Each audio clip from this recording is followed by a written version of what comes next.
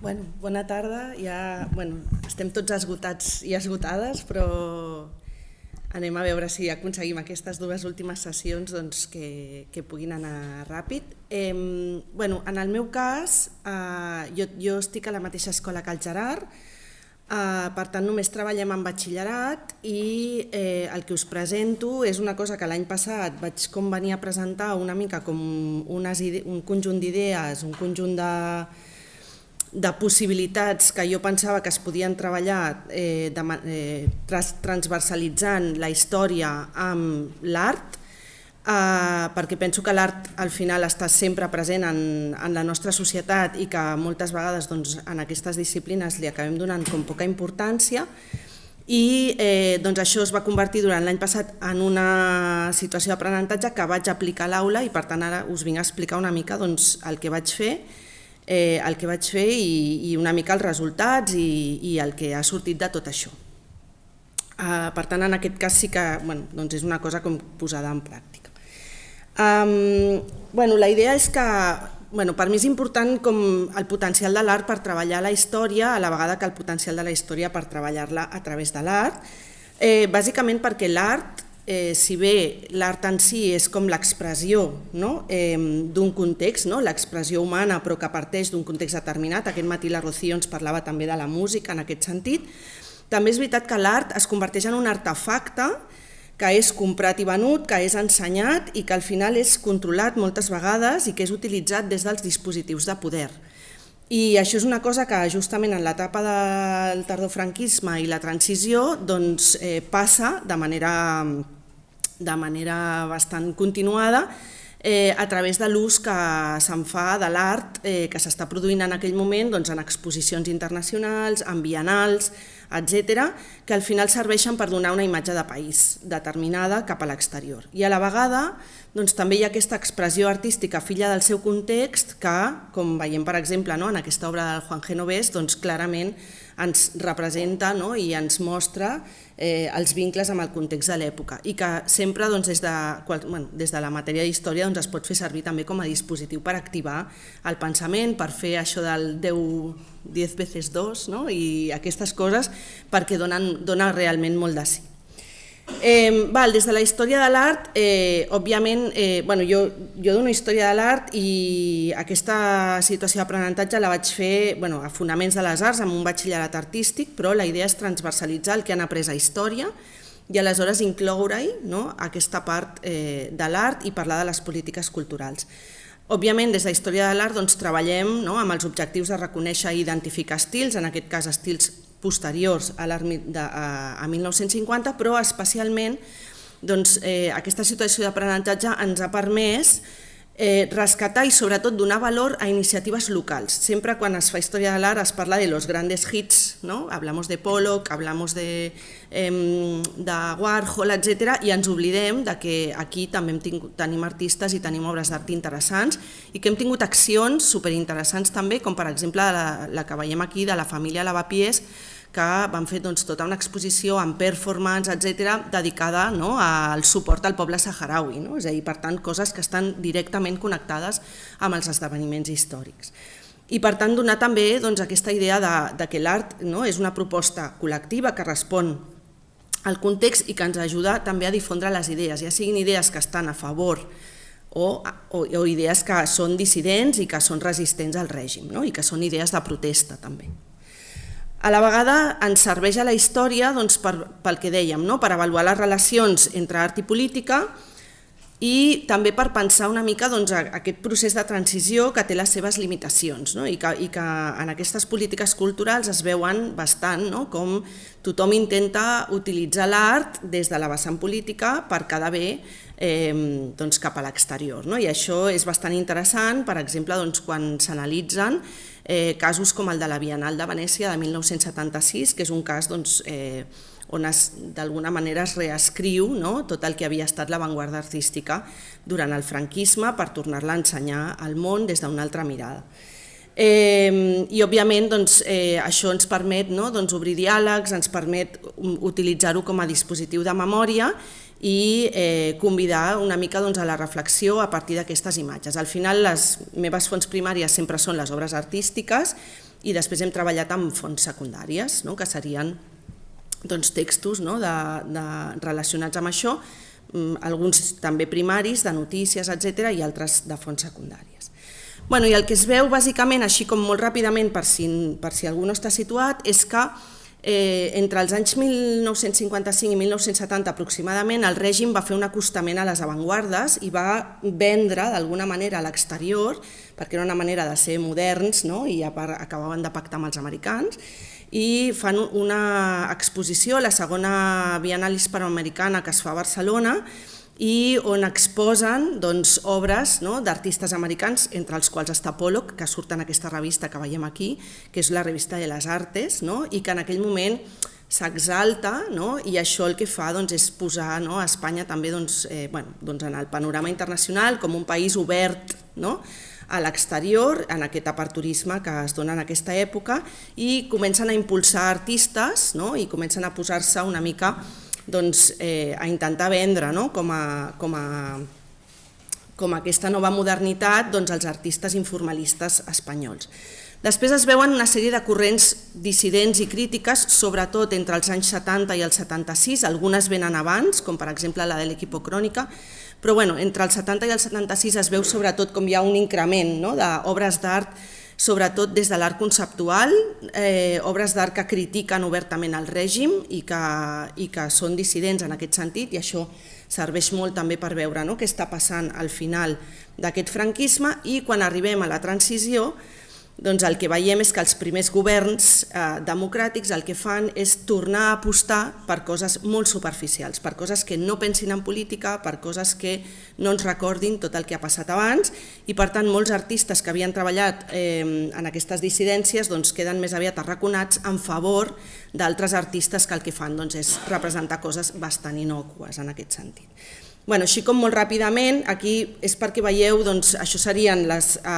Aquí tenim algunes fonts primàries, com per exemple aquesta revista o aquesta vinyeta que van aparèixer en el mateix 1955 en la Bienal Hispanoamericana, amb textos que tenen a veure amb aquest fet. Aquí, per exemple, en relació a aquesta obra que us he ensenyat de l'Equipo Crónica, aquesta obra la va fer l'Equipo Crónica justament quan el Dani, que ja no hi és, presentava allò de l'Spain is Different, ho van fer com a contrapartida a aquesta campanya de turisme de l'Spain is Different, que utilitzava obres del que s'anomenava l'Escuela Espanyola, i aleshores ells el que fan és, a través del pop art, jugar a canviar aquesta obra de Velázquez de la rendició de Breda, la canvien per la rendició de Torrejón, on és clarament una crítica claríssima al règim, i que és molt interessant per poder parlar de tots aquests temes. I altres corrents, altres obres, n'hi ha moltíssimes, però us he posat algun exemple, com és aquest grup de treball que van fer tota una recopilació juntament amb l'ajuda d'historiadors, justament, tota una documentació sobre la premsa que era il·legal en els països catalans, i a partir d'aquí d'això en van treure una exposició en l'any 1973. Per tant, també clarament mostrant-se crítics amb el règim i amb aquesta dissidència. I això és interessant per poder veure com realment la societat, des del món de l'art, reacciona a la situació política del moment. I després, com us deia, a partir de la transició, com es torna a apostar per l'ús superficial. La crítica sobretot dona suport a pràctiques que són més aviat apolítiques, es ressignifiquen les avantguardes. El que dèiem de la Bienal del 76, a la Bienal del 76 se li dona al comissariat a Antoni Tàpies, a Saura, a l'Equipo Crónica, tota gent que venien d'haver tingut una certa, podríem dir, acceptació per part del franquisme, i aquí teniu un fragment d'una notícia que surt en el mateix 76 que diu, doncs ara resulta que tenim tres coses, l'Espanya oficial, la no oficial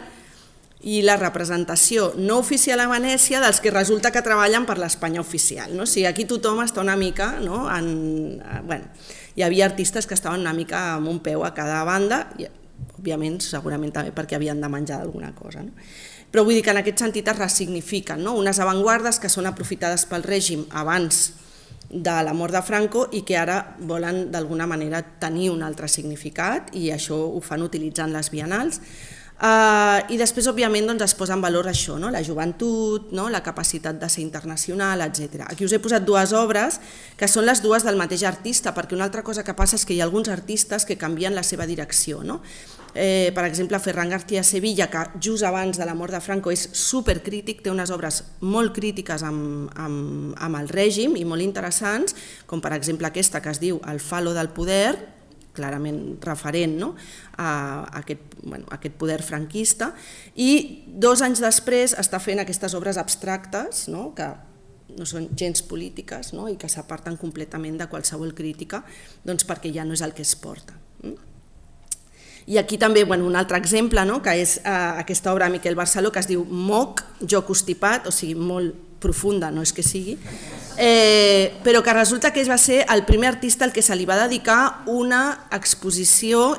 individual al Palau de Velázquez en l'any 85, en el marc del govern socialista, crec, i que, a més, la directora del Ministeri de Cultura, d'Exposicions, diu, és que és important donar-li a un artista el reconeixement, i li donaven a un artista que tenia 28 anys, quan en canvi hi havia molts artistes que havien estat lluitant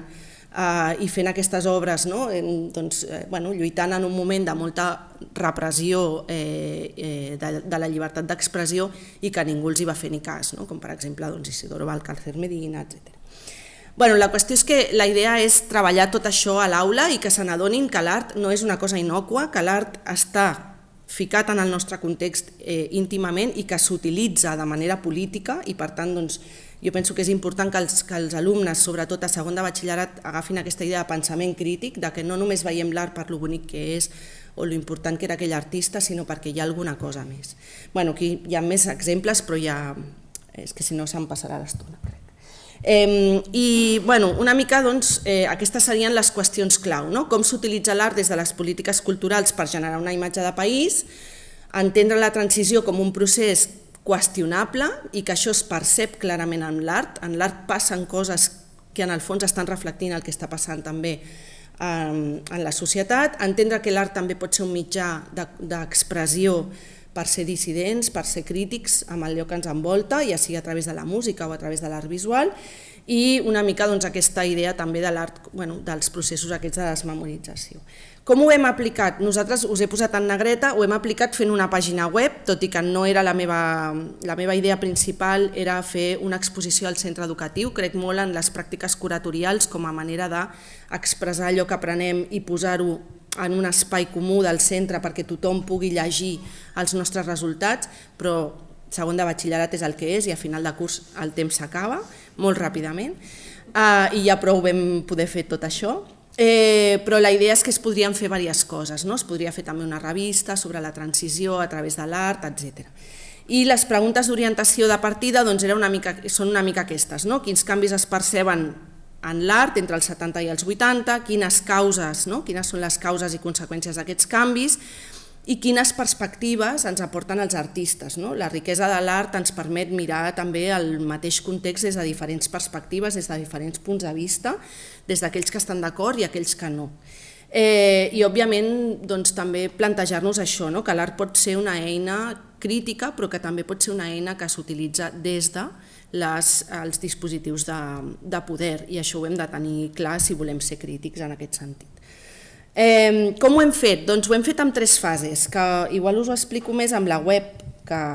vam acabar fent, més aviat jo, però perquè és que s'acaba molt ràpid el temps. Vam utilitzar com entre 2-3 sessions per fase, vam fer 3 fases, i més o menys això, unes 2-3 sessions per fase. En la primera la idea era repassar el context històric, al final nosaltres estàvem a la matèria de fonaments, jo ho feia des de fonaments de les arts i per tant la idea era també transversalitzar amb la matèria d'història. A història estaven acabant d'explicar tot el procés de transició i el que vam fer va ser recollir aquests aprenentatges i repassar una mica allò que havíem fet a història, tornar-ho a posar en valor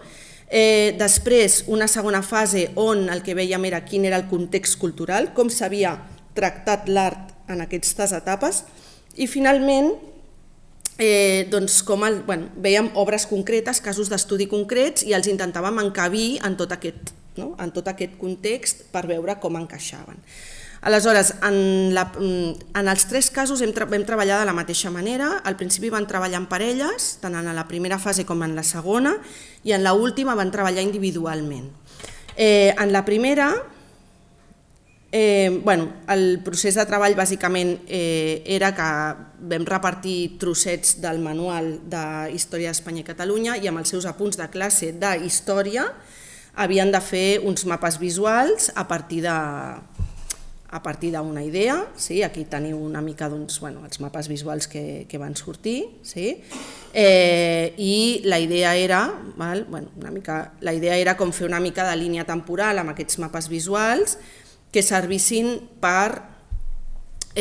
resituar-nos. Al final això ho havíem fet a la matèria d'història i l'única cosa que fèiem nosaltres a Fonaments era recollir una mica aquestes idees i tornar-les a posar sobre la taula. En tots els casos, el procés de treball sempre és que es treballa una part en parelles o petits grups o individualment i després es posa en comú. Per mi és molt important aquest aprenentatge entre iguals i per tant sempre hi ha l'hora de treball en parelles, una hora, hora i mitja, el que es necessiti si no ho acaben a casa, i després quan tornem ens posem en cercle i cadascú explica a la resta la seva part i anem construint coneixement de manera conjunta.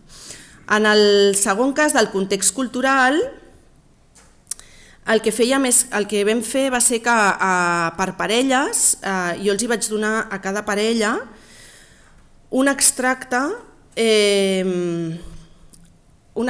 d'un text acadèmic. Els textos acadèmics, tot i que és interessant que els llegeixin, textos molt llargs se'ls fan molt densos i al final el temps que teníem era limitat i jo el que vaig fer va ser